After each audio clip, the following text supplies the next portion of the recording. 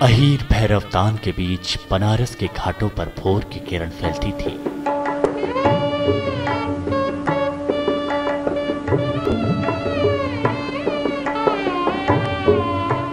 मारवा और पुरिया राग से बनारस की शाम गुलाबी हो जाती थी।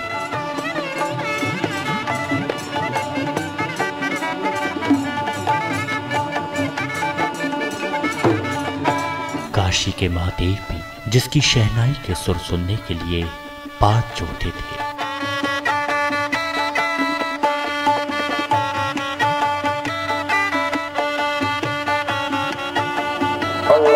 मस्जिद की अजान जिसकी शहनाई की धुन के बिना मुकम्मल नहीं होती थी।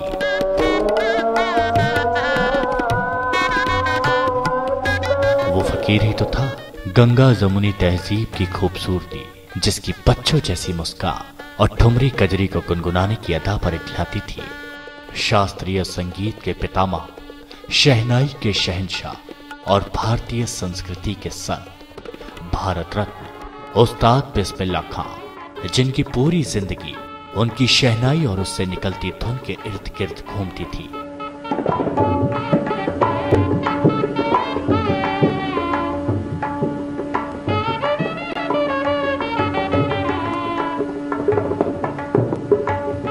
खां का जन्म बिहार में हुआ था और बाद में वे अपने पिता के साथ काशी चले आए। उस्ताद की कर्म भूमि रही काशी में रहते हुए उन्होंने शहनाई वादन की विद्या सीखी और देखते ही देखते बन गए शहनाई सम्राट।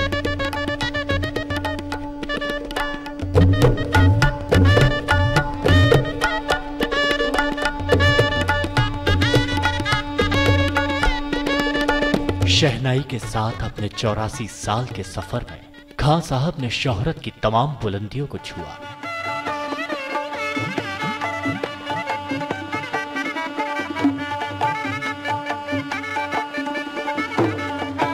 बॉलीवुड फिल्म गूंज उठी शहनाई में भी खां साहब की शहनाई हर किसी के लिए यादगार बन गई।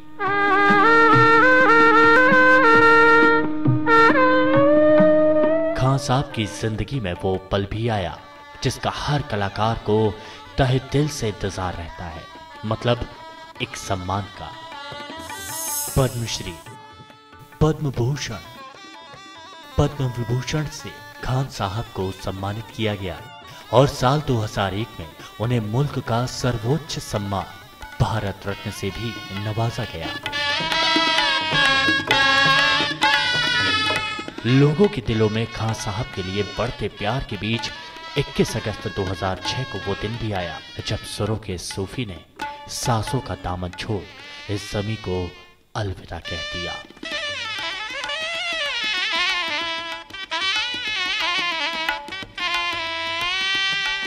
उनके परिवार में दुख की घड़ी है। 30 नवंबर 2016 अचानक एक खबर आई जिसने उस्ताद बिस्मिल्लाह साहब के सभी चाहने वालों को हिला कर रख दिया। उस्ताद बिस्मिल्लाह खां की जो दुर्लभ शहनाइयां थी वो चोरी हो चुकी हैं। उनकी 4 बेशकीमती शहनाई चोरी हो गई थी, जिसमें 3 बेशकीमती चांदी की शहनाई भी शामिल थी। चोरी के इस वाकये ने न सिर्फ पूरे वाराणसी को हिला के रख दिया, बल्कि उस्ताद बिस्मिल्लाह खां साहब के कदरदानों में मायूसी फैला दी। एक लंबी पुलिस जांच और तहकीकात के बाद चोरी का ये पूरा मामला सुलझा और इसका सुलझना और भी चौंकाने वाला था। घर के चिराग, घर के वारिस पर ही ये चोरी का आरोप लगा है। चोरी के इस वाकये ने न सिर्फ पूरे वाराणसी को हिला के रख दिया। आज हमको इतना बड़ा झटका लगा।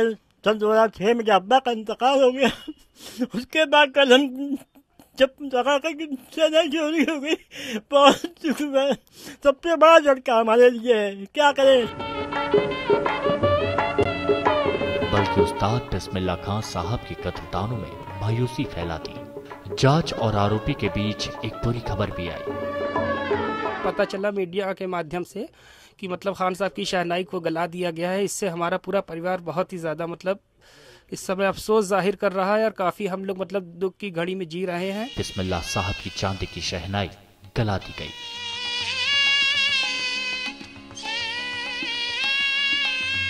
मुख्य शहनाई देखिए, शहनाई तो उसमें जो मुख्य थी जो वो खुद बजाते थे, मुहर्रम की 5 और 8 तारीख को आंसुओं का नजराना वो खुद पेश करते थे। वो शहनाई उसमें मुख्य मानी जाती थी और वो खुद उस पर ही काफ़ी रियाज भी किए हैं। और इसी के साथ हमारे बीच खत्म हो गई एक वो धरोहर जो अपने आप में एक अजीम इतिहास समेटे हुए थी।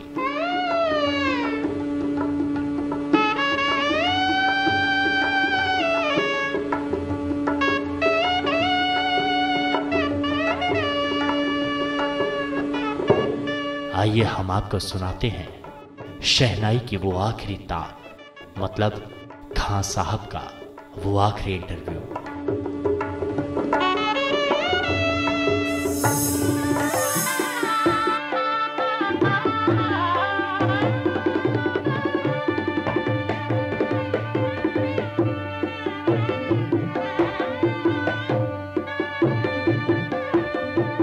बिस्मिल्लाह खान साहब, आपका बहुत बहुत स्वागत है। खान साहब, आप शहनाई के सम्राट हैं, बल्कि शहनाई के जनक हैं, जिसको हम कहें कि गांव से शहनाई को उठा के आपने कहाँ पहुंचा दिया। कैसे शुरू हुआ ये सफ़र आपका? हमने बजाया, हमारे उस्ताद हमारे मामू थे, उन्होंने बजाया। उनके बाप थे हमारे नाना, उन्होंने बजाया। उनके बाप थे परनाना हमारे, उन्होंने बजाया। वो चला आ रहा वहाँ से सैकड़ों बरस पहले से। लेकिन होता क्या है कि साज वही है, शहनाई बनाने का ढंग अलग अलग है। जो लोग बारात में बजाते हैं, पुजैया, गंगा जी की पुजैया बजाते हैं, वही साज है, साज बदला नहीं, और वही साज हम लोग भी बजाते हैं। लेकिन फ़र्क ये है कि जो जितना साधेगा, जितना रियाज करेगा, प्रैक्टिस करेगा, उतना उसको मिलेगा। अब भी इस वक्त ये है, यहाँ से थोड़ी दूर पर है, 10 मिनट का रास्ता है, विश्वनाथ जी बाबा का मंदिर। मंदिर तो दूर है, मंदिर में तो जा ही नहीं सकता कोई, वहाँ मुसलमान नहीं जाता। लेकिन हम वो आदमी हैं कि हम यहीं से शहनाई उठा के उसी तरफ बजा रहे हैं। हमारे दिल में है कि हम सुना रहे हैं, तो हमारा ख्याल है कि हम सुन रहे हैं बाबा। हम ये जान रहे हैं कि वो विश्वनाथ बाबा सुन रहे हैं। आपने जो सफ़र देखा है शुरू का, बचपन से लेकर के अब तक, आप मामू के यहाँ थे, वहाँ आप बजाते थे, लेकिन वहाँ से बजाने से लेके और इस बीच में कुछ ऐसी कोई खास घटना बताइए हमें जो आपके दिल को छू गई हो, जिसने कि आपको प्रेरित किया हो, उत्साहित किया हो कि आप बिस्मिल्लाह खान साहब बने और यहाँ पहुँचे। तो जब मामू ने, हमारे उस्ताद जो थे, गुरु हमारे मामा थे, उन्होंने जब कहा कि साल भर बीत गया, उन्होंने कहा कि देखो कोई चीज़ देखना तो कहना मत, कोई चीज़ देखना तो कहना मत। क्या चीज़ हमें पता नहीं, वक्त छोटे थे हम, कोई इतना तो, अरे 10-12 बरस की उम्र थी हमारी, और हम उस वक्त क्या कर रहे थे,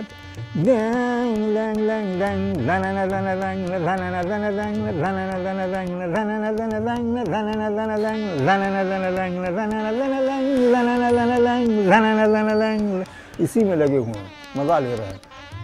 इसमें खुशबू मालूम हुई, कहा यार हम तक तो लगाए नहीं, कहाँ से आ रही है। फिर छोड़ दिया, फिर चले, फिर आँख बंद कर चले, उससे ज़्यादा खुशबू। अब जो आँख खोलते हैं तो एक बाबा खड़े हैं सामने, एक बिस्टी बांधे हैं, हाथ में एक कुंडला के तले कुछ लिए हैं, और ये दाढ़ी उनकी बड़ा खूबसूरत। वो कह रहे हैं बजा बेटा, हमारी उंगली काँप रही डर के मारे, अकेले हैं हम। आखिर में हमने नहीं बजाया, उन्होंने साली इतना कहा हाँ मज़ा करेगा मज़ा करेगा, करते करते 2 डंडा सीढ़ी दे चले गए। वो हम जब वो चले गए तब हम कह यार कोई बाबा थे, कोई साईं थे, फ़कीर थे, इनसे लेना चाहिए। वो कहाँ पता उनको, साथ बन करके हम भी घर चले आए। दूसरे दिन हमने मामू से कहा कि मामू ऐसा, बस उन्होंने कहा कि मना नहीं किया था कि कहना मत किसी से, हमारा लपोटा था हमें बड़ी ज़ोर से, कान पकड़ो, उठी बैठी करो, अब देखना तो मत कहना, अब देखना तो मत कहना। तो भैया जी है तो, और लेकिन हम कहा नहीं आज तक। बस ये सब चीज़ें हैं ऐसी, इसको ये न सोचिए कि जो मज़ार शरीफ है वहाँ दुआ मांगते हैं लोग, फातिहा पढ़ते हैं, वो ख़त्म हो गए। नहीं, हमारे मामू ने कहा है, हमारे बुज़ुर्गों ने, वो सब जिंदा हैं। ये देवता जिनको कहते हो अब वहाँ मंदिर में हमारा कुछ नहीं है, खाली मूर्ति है। वो सब मरे नहीं हैं, सब जिंदा हैं लोग। तुम जाओ तो सही, तुम लगो तो सही। देखो एक दिन खुश होकर निकल आएंगे और 2 मिनट के लिए बातचीत कर लेंगे, जाओ। तो वही सब हुआ, हमारे साथ हुआ है। हमारे मामू के साथ क्या हुआ हम नहीं जानते, बताया नहीं उन्होंने। सन 16 में पैदा हुए हैं और सन 38 में हम रेडियो शुरू किया जी। बूढ़े हो गए, नाच टूट गया, लेकिन अभी भी सुनाई तो बजाते हैं। अभी भी प्रोग्राम होता तो करते हैं ठाठ से, कोई फिक्र नहीं। ये दुआओं का असर है, अल्लाह देता है। और हम सबको चैलेंज, सबको कहते हैं दुनिया भर को कि अगर लड़ाई झगड़ा ख़त्म करना है तो संगीत सीखो, लड़ाई झगड़ा ख़त्म हो जाएगा, अपने आप ख़त्म हो जाएगा। और आज दरबार अब ख़त्म हो चुका है, अब कोई दरबार नहीं है। वरना हम लोग की शादी ब्याह बहुत सी तय हो जाती थी, इंद्र पूजा और ये होली, अरे ये दशहरा। अच्छा दशहरा हो जाने दो, इंद्र पूजा तो शादी ब्याह हो जाएगा लोगों को, ये होता था। रकम मिलती थी, इनाम मिलता था। और इनाम कैसा मिलेगा? सोने का मिलता था, कंठा मिलता था। एक तावीज़ के बीच में 2 दाने हैं, 3 दाने का कंठा, लेकिन है सोना, दूसरी चीज़ नहीं। ऐसी बहुत सी चीज़ मिली, मामूली से मामूली। अगर हम लोगों को इनाम मिला, कुछ नहीं मिला तो खाली धोती मिल रही है, सबको धोती मिल रही। चलो भाई फगुआ कर देना, धोती पहनो। दरभंगा महाराज के यहाँ लोग बताते हैं कि उनके तालाब में भी दरभंगा महाराज के यहाँ उनका खास तालाब था, खाली रानी साहब और महाराज साहब वही नहाएंगे। हम करीब 15-16 दिन रह गए थे, मैं रहते जाते थे, रहते महीनों रहते थे। तो एक दिन हम कहा यार आज तो बहुत दिन हो गया गंगा जी नहाए, बहुत जमाना गंगा भी नहीं आए। तो हम देख के गए थे कि तालाब तो है। हम कहा चलो, किसी से पूछा नहीं, चले गए। वो तालाब में जाके कपड़ा डुबो के साबुन लगा के लगे, और जब साबुन लगा तो पुलिस ने देखा, अरे उस्ताद सिर पेट किया। हमका क्या है? अरे जल्दी निकलो, जल्दी निकलो। हमका बात क्या है? अरे तो निकलो जल्दी। अब हम निकले, उनका क्या है? अरे महारानी साहब अपने राज साहब नहाते हैं, अब तुम नहा रहे, साबुन लगा रहे हो। हमका यार अब तो कपड़ा भीग गया, चल रहा। अरे 1 मिनट नहीं, पकड़ के ले गया। जब सामने गए तो राजा बदर बैठे हुए थे, छोटे भाई उनके, महाराज साहब के। दया बाबू, मारू बाबू, हाँ तुम नहा रहा क्या? हाँ सरकार वही है। क्यों आ रहा है, ऐसे कैसे आ रहा है? हम गए, हमका सरकार क्या हुआ? हमका सरकार आज 15-20 दिन हो गया हम नहाए हुए, हम गंगा जी के नहाने वाले हैं। आज दिल चाह के पोखरा में चल के गोता लगा के नहा ले, तो ये पुलिस हमें पकड़ के लिया है। अरे बाप रे, इतना जो बिगड़े हैं उसको, इतना बिगड़े जिसका कोई नहीं, उनको तरसा गया। हमने इसमें कहा तुम रोज जाके नहाओ, उसमें साबुन लगाओ। ये सब राज हुआ है, काय के लिए हुआ ये भी सोच लीजिए, सूरज शक्ल के लिए नहीं हुआ, संगीत। इसी से हम कहते हैं कि दुनिया के तमाम लोग संगीत से को, लड़ाई झगड़ा खत्म हो जाएगा। रेडियो पे जब आप पहली बार गाने के लिए गए थे तो क्या महसूस, कैसा महसूस हुआ आपको? तब तो रेडियो पहली नई चीज होगी और बड़े मजाक उड़ाया था। जिस वक्त हम लोग पहली दफे गए लखनऊ में हम शुरू किया, तो सितार बजाने वाले, ऑर्केस्ट्रा वाले उसमें थे ना, मुलाजिम थे। ऑर्केस्ट्रा वाले हैं, सितार वाले हैं, तबले वाले हैं, कोई तानपुरा छेड़ने वाला है, कोई क्या। तो मजाक उड़ा रहे हैं, शहनाई बजेगी। सोचिए था जो शहनाई लखनऊ में बजती है या दिल्ली में, वही है, शहनाई बजेगी। हो गया भाई। और हमारे भाई साहब भी थे, बड़े भाई। तो हम लोग आपस में देखा कि ये लोग, ऐसी निगाह इनकी है कि मजाक उड़ा रहे हैं, चुप मारे बैठे। धर्मानंद तिवारी हमें याद है नाम उनका, धर्मानंद तिवारी साहब थे, वो आए ऑडिशन लेने, बैठ गए हम काटिए।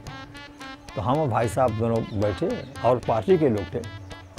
हम लोग टोली शुरू किया और 2-2.5 महीना पेशतर से रियाज करके जा रहे थे कि रेडियो में जाना है, रेडियो में जाना है। रेडियो में गए नहीं थे, रियाज करके चौकस किए हुए थे। अब वहाँ जो पहुँचे, जो शुरू किया है, तो 15-20 मिनट बजाया, ज़्यादा नहीं, रख दिया साहब। धर्मानंद तिवारी कहते अरे खां साहब हम क्या ऑडिशन लेंगे आपका? आपका ऑडिशन हम क्या लेंगे? हम कहा नहीं, कोई राग, कोई ताल पूछना हो पूछिए, जो याद होगा हम निकाल के रखेंगे।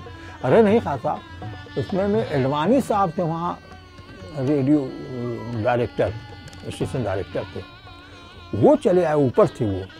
जब हमारा ऑडिशन हो रहा था, रिहर्सल हो रही थी, तो ये सुना यार ये कैसी शहनाई बजाते हैं, बड़ा उसका मिजाज हो गई, कैसी शहनाई बजाते हैं। तो उनका यार कुछ खराब हो गया क्या, ये कह रहे हो कि कौन आदमी। तो भट्टाचार्य थे, उनसे पूछा, कह रहे साहब खान साहब यही तो है स्टेशन डायरेक्टर, एडवाणी नाम है इनका। तो उनका ये कह रहे कैसे, कि वो ताज्जुब में है कि कैसे शहनाई बजा रहे हैं, ये मतलब है।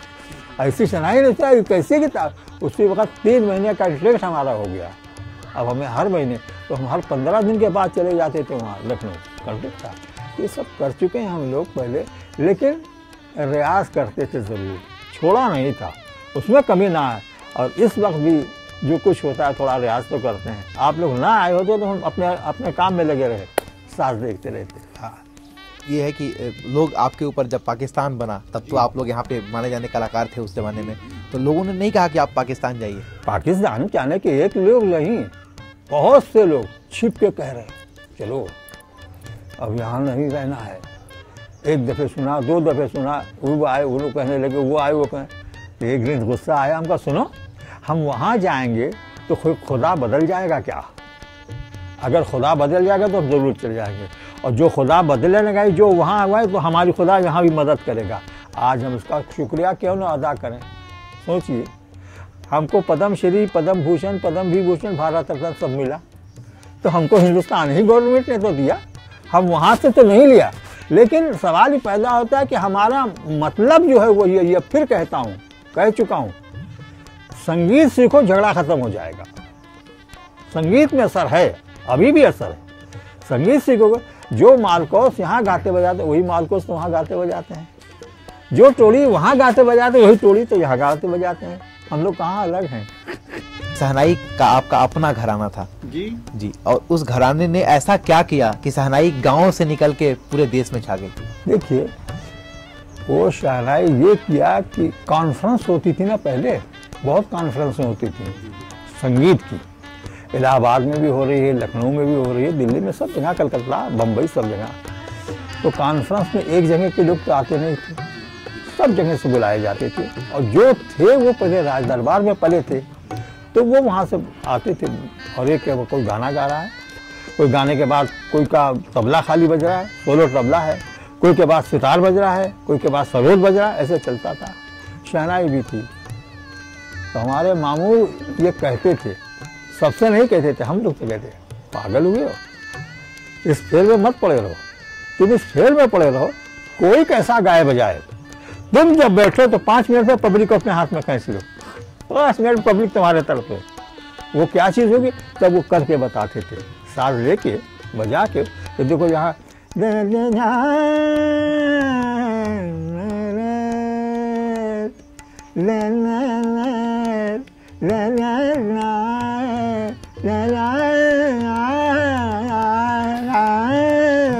ऐसे बता रहे हैं, अब वो कर रहे हैं। लेकिन जिस वक्त आते थे हम लोग स्टेज पर, जगत चलता था तो लेकिन होने लगती थी, हा हा हा, वो मज़ा आता था कि लोग ये कहते थे कि भाई शहनाई का पूरा तो जरूर, कलाकार और गाने बजाने सभी हैं, लेकिन उसमें ये कहते कि शहनाई भी तो ज़रूर रखो। ये शहनाई वही जो बारात में बजती है, अब भी बजती है, बारात है, गंगा जी की पुजैया है, कहाँ है, सब बजती है, और शहनाई हम लोग भी बजाते हैं। आप खान साहब, आपके बाद शहनाई का जो मुकाम है वो ऐसा लगता नहीं कि नीचे आ जाएगा? देखिए मैं बताऊं, अब से खिताब मिल गया होता, जैसे पद्म श्री में मिला, कुछ दिन के बाद पद्म भूषण मिला, कुछ दिन के बाद होता है। हमारे पास दिल्ली से कई दफ़े लिख के आया कागज़, हाँ साहब किसी का नाम बताइए कि जिसको खिताब दिया जाए। हमने नहीं दिया, हम समझ गए उनका मतलब है कि अपने लड़कों का नाम ज़रूर देंगे। सब बजाते हैं, साथ में वही तो बजाते हैं सब। तो उन्होंने सोचा कि खान साहब लड़कों का नाम हम कभी नहीं दिया, हमने अपना नाम नहीं दिया, तो हम लड़कों का नाम। आपको 100 दफ़े गरज हो, अब ऐसे आते हैं, 100 दफ़े गरज हो तो उनको दीजिए, नहीं पसंद है तो कोई फिक्र नहीं, काम तगड़ा रहेगा तो मजबूर होंगे आप देने पर। मजा ले रही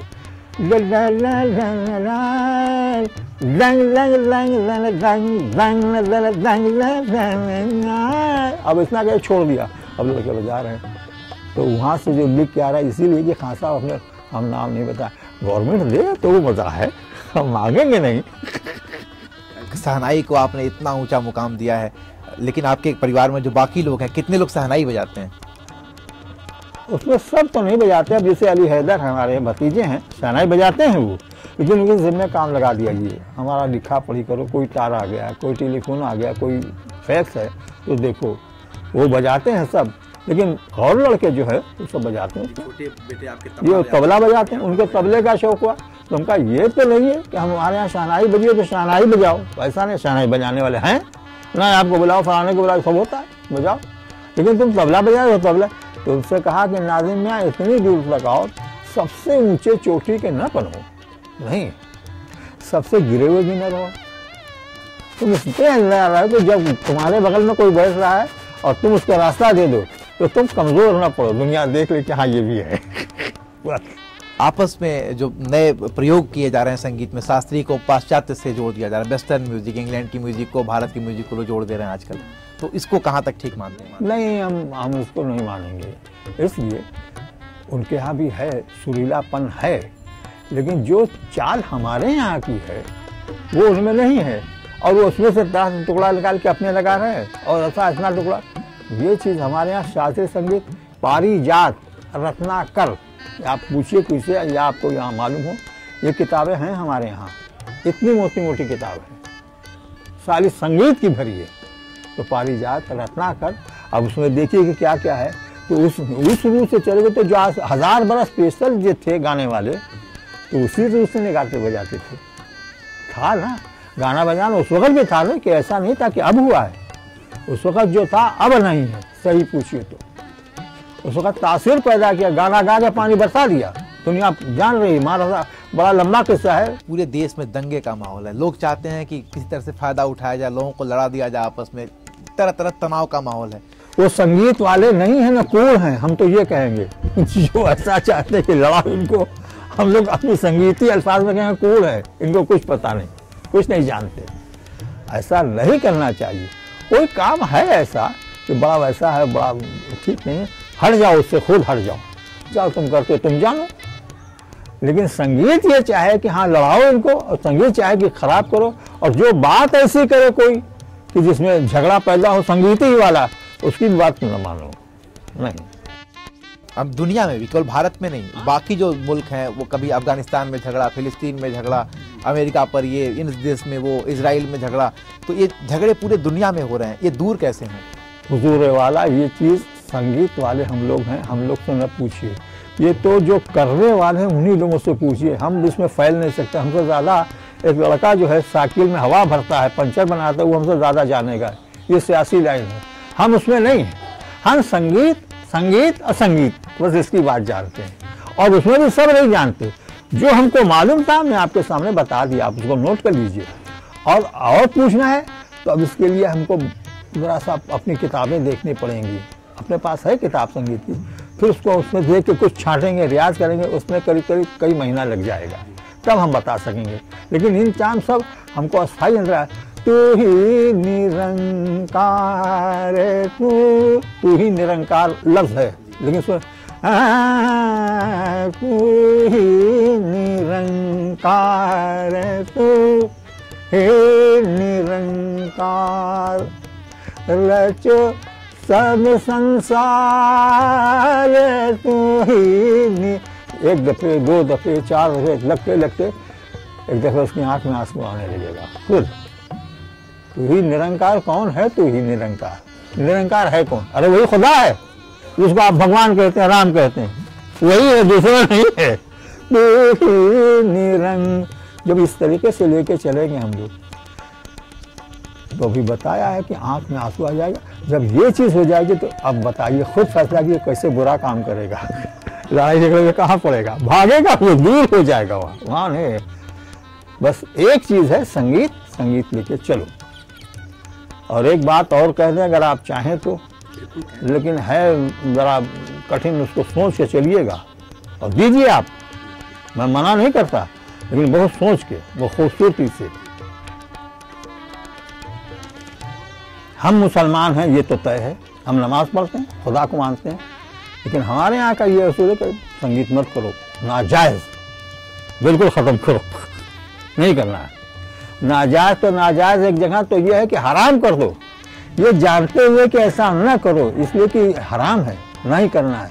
तो फैयाज़ खान साहब कैसा गाते थे इस वक्त के ज़माने में, अब्दुल करीम खान साहब कैसा गाते थे, गुलाम अली खान साहब, और बहुत से ऐसे, खाली मुसलमान का नाम ले रहा हूँ, सब अच्छे चार गाने वाले थे। ये जानते हुए ना कि हराम है और न करो, तब तो यहाँ है। अब हम फिर कहते हैं, वहाँ पर एक दफ़े हमने कहा था, हमका महाराज कुछ आदमी बैठे हुए थे, नाम हम क्या लेंगे, सब बैठे हुए थे, हिंदू लोग थे। हमका महाराज हाँ खान साहब, हमका ये बतलाइए तो हिंदू धर्म में सबसे उत्तम विद्या क्या है? हिंदू धर्म में सबसे उत्तम विद्या क्या है? तो कहते हैं संगीत, और खुद हिंदू हैं, पंडित हैं वो। हमका महाराज ने सही बदला, हाँ साहब संगीत संगीत संगीत। हम कहा कि हिंदू धर्म में इतनी चीज़ है, हम कहा कि गीता है, रामायण है, लेकिन उससे भी ऊंची है संगीत, संगीत वहाँ है। हम कहा मुसलमानों में कंडम कंडम कंडम सबसे गिरी हुई चीज़। अब वो सब चुप, ये कहाँ पहुँचे हैं खुद और कह रहे कंडम कंडम। कहाँ महाराज, बात हम कहते हैं फैसला आप करें क्या? हमका ये जानते हुए ना कि ये नाजायज़ है, हराम है, तो फैयाज खान साहब, अरे खान साहब, हमका अब्दुल करीम, अरे खान साहब, अब खाली क्या, खाली मुसलमान का नाम ले रहे, अरे खान साहब। हमका तो जानते हुए ना कि ये हराम है, तब यहाँ हैं ये। महाराज फैसला कीजिए, अगर हमारे यहाँ जायज़ होता है, यही है, तो हम लोग कहाँ पहुँचे होते। खान साहब बहुत बहुत धन्यवाद आपका, आपने इतनी ढेर सारी जानकारी दी अपने बारे में, इतने सीधे साधा जीवन, इतने साधारण तरीके से आप रहते हैं। तो आप तो चाहते तो बड़े घर में भी रह सकते थे, इस जगह छोड़ के भी रह सकते थे, आप यहीं क्यों रहते हैं? देखिए संगीत ना है, हम संगीत के लिए बात किया है ना, पैसे के लिए बात नहीं किया है आपसे। हमें पैसा क्या मिलता है, परिवार में भी ये है, भाई के बच्चे हैं और मामू के लड़कियां, फलाना लड़की, सबको एक मिले लेके चलना है, खाना पीना हम सब एक करते हैं, अलग नहीं है सब भी, तो खर्च तो है ही है ना। जो पहले 1 रुपए का सामान हम लाते थे नानी के साथ में छोटे, हमसे उठता नहीं था, चावल भी है, दाल भी है, आटा भी है, तो 1 रुपए का सामान में ला नहीं सकते थे, तो नानी बिगड़ती थी, ले इसको साथ बोतल, वो तेल का बोतल है, ये सब चीज थमा दिया और वो सामान नानी लेके जाओ। वो सब 1 रुपये 1.25 रुपये में तो ये था कि दोनों टाइम में खाना होता था। हुजूर इस वक्त 100 रुपया रोज लगता है और फिर भी पूरा नहीं पड़ता, कितना खराब हो गया, कितना।